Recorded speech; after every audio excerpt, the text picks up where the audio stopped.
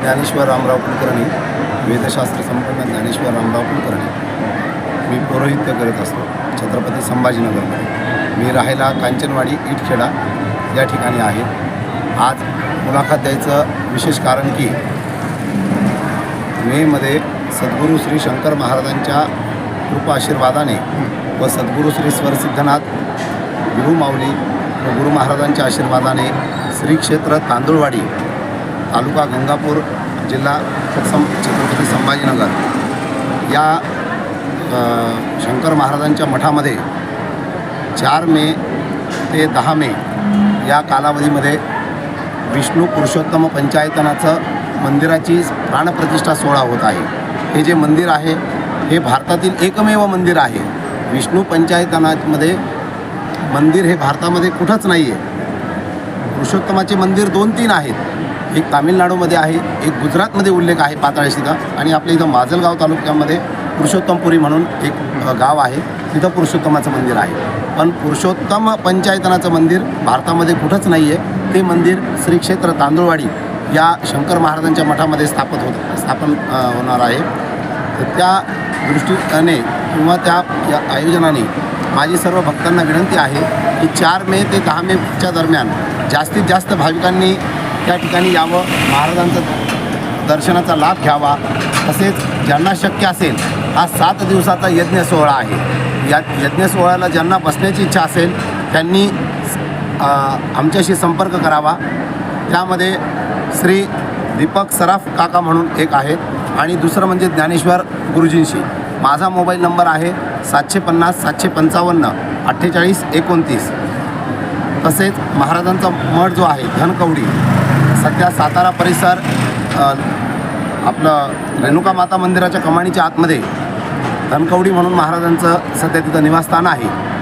तिथंही तुम्ही नाव नोंदणी करू शकता. तांदुळवाडीचं वेगळं पण काय आहे, तुम्हाला तिथं का स्थापन करावं? महाराजांना आज्ञा झालेली होती. ज्यावेळेस पहिला शंकर महाराजांचा मठ निर्मितीचं जे काम हाती आलं त्यावेळेस महाराजांनी एक 3 ते 4 ठिकाणी जागा बघितली होती. परंतु शंकर महाराजांची गुरु महाराजांना आज्ञा झाली, स्वरसिद्धनाथ गुरु महाराजांना, किंवा याच ठिकाणी आपल्याला मंदिर स्थापन करायचं आहे. आणि योगायोगाने तिथं फक्त पहिले शंकर महाराजांचं, स्वामी समर्थाचं आणि दत्तात्रयांचं मंदिर होणार होतं. परंतु मागच्या अधिक महिन्यामध्ये महाराजांनाही आज्ञा झाली शंकर महाराजांची की पुरुषोत्तमाचं इथं आपल्याला स्थापना करायची, पुरुषोत्तम पंचायतनाची. आणि त्या दृष्टीनेच आता सध्या काम मंदिराचं प्रगतीपथावर चालू आहे. मंदिराचं बांधकाम जे आहे हे पूर्ण दगडाचं आहे.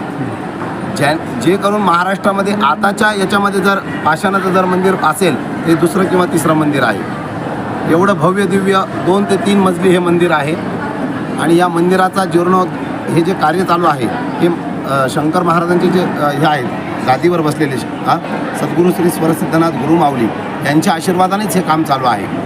तर या यज्ञाला ज्यांना पुन्हा भाविक भक्तांना बसण्याची इच्छा असेल तर त्यांनी अवश्य यज्ञामध्ये सहभाग घ्यावा. कारण की फार पुरुषोत्तम जे आहे, विष्णू हा लवकर म्हणजे प्रसन्न होत नाही. एखादे जर प्रसन्न झाला तर विष्णूसारखी कृपादृष्टी कुणाची नसते. म्हणून जास्तीत जास्त भाविकांनी त्या यज्ञाला बसावं अशी आमची सर्वांची इच्छा आहे. हे मंदिराचा बांधकामाला मोठा खर्च येतोय. हो. तो हा खर्च कसा शासकीय? नाही. याच्यात शासकीय पण नाही आहे, राजकारणी एखाद्या राजकीय व्यक्तीकडून पण नाही आहे. हा जो खर्च जो आहे हा सर्व भिक्षा फेरीमधून येणार आहे. ही महाराजांची खूप कृपा आहे की महाराज सर्व करून घेतात. भाविकांच्या भिक्षा फेरी चालू असती. तर आता मंदिराचं काम कुठपर्यंत झालेलं आहे? आता सध्या मंदिराचं जे बांधकाम आहे, पुरुषोत्तमाचं जिथं स्थापना होणार आहे, हे मंदिर 50 ते 60% तयार झालेलं आहे. मे मध्ये पूर्ण होईल. हो, 60%च्या पुढं काय मंदिराचं आव्हान काम. करसाल भाविकांना? जास्तीत जास्त भाविकांनी पुरुषोत्तमाच्या याच्यामध्ये धोंड्याच्या महिन्यामध्ये अधिक महिन्यामध्ये दर्शनाला यावं. कारण की महाराजांच्या तिथं जे आहे तिथं पंचवृक्ष पण आहेत, गोशाळा आहे, सभागृह वगैरे आहे. दर गुरुवारी महाराजांची पंचपदी असते सातारा परिसरामध्ये.